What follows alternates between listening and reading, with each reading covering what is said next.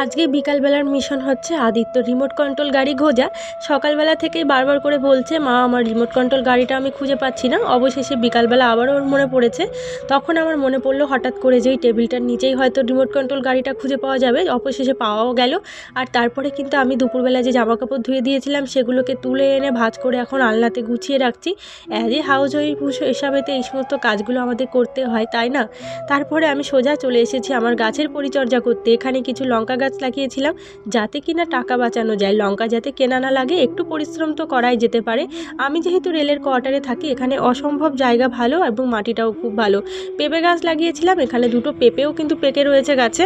এইদিকে দেখুন, মাকে দেখতে না পেয়ে চলে এসেছে আবার খুঁজতে খুঁজতে। তারপরে যাই হোক আমরা চলে এসেছিলাম আবার ঘরে। আর ও এখান থেকে পেঁপেগুলো দেখতে দেখতে বলছে, মা চলো আজকেই পেরে নিয়ে যাব। পেছনে অনেক জঙ্গল হয়েছে, গতকালকে ভাবছিলাম একটু পরিষ্কার করব, আজ আর হলো না, ভাবছি আগামীকাল করে দেব।